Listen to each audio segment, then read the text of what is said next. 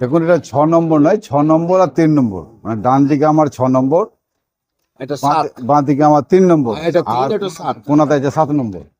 মানে এই জায়গাটায় এমনই 3টে ওয়ার্ড মিলে একটা আছে। এখানে একটা পিচের রাস্তা আছে, পিচের রাস্তাটা এই পিচগুলোকে উঠিয়ে আবার নতুন করে ব্যালেন্স দিয়ে সে রাস্তা তৈরি হবে। তাই আমি একটা এখানে বিয়ের একটা অনুষ্ঠানে এসেছিলাম, তো যাওয়ার সময় একটু যাই হোক দেখে নিলাম। না, ভালো করলো, হুম। আমাদেরও দেখা তা হবে। আমি আমার এলাকার লোককে বলবো কি যাতে কাজগুলো দেখে নেয়। হ্যাঁ, বাস। আমি আমার ইঞ্জিনিয়ারকে বলে দিয়েছি যে ড্রেনগুলো মানে বসে গেছে, সেই ড্রেনগুলোকে যাতে একটু উঁচা করে রাস্তাটা হয়, তাহলে কি হবে, জলটা দাঁড়াবে রে। আর এখানে আমি প্রায় দেখি একটু বর্ষা হলে জলটা হ্যাঁ, দাঁড়িয়ে যায়। জল জমে মানে সেই চলাফেরা জলটা যাতে না দাঁড়ায়, ড্রেনটা যাতে ক্লিয়ার থাকে, সেটা কিন্তু আমি বলে দিয়েছি। জল জমাটা কিন্তু এখানে দীর্ঘদিনের, আজকাল না, হ্যাঁ, অনেক দিনকার মানে সমস্যা। একটু জল হলে পারে এখানে মসজিদ আছে, স্কুল আছে, ছাত্রছাত্রী। না, আমাকে ফোন করে, এখান থেকে অনেক লোকই ফোন করে জল যখন জমে।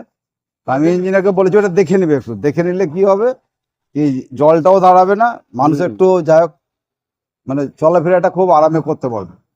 আর আমি বলি আপনারা একটু দেখে নেবেন কাজ, যে ড্রেনগুলো যে রাস্তাটা হচ্ছে ধরেন যখন উঠবে তখন উঁচা হচ্ছে, সেই ড্রেনটা কিন্তু নিচা হয়ে গেছে। আমি বলবো ওই ড্রেনটাকে যাতে রাস্তা লেভেল করে নেয়, কিংবা রাস্তা থেকে একটু উঁচা করে।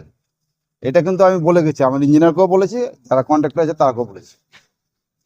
এটা রাস্তা ড্রেনে একসঙ্গে কাজ হবে না। না না না, ড্রেন আলাদা ব্যাপার। রাস্তায় যেটা ক্রসিং হয়েছে সেই রাস্তার ড্রেনটার কথা বলছি আমি। বাকি ওই ড্রেন যখন হবে তখন ওটা আলাদাভাবে হবে, মানে ওটা টেন্ডার হয়নি, পিচের রাস্তাটা টেন্ডার হয়েছে।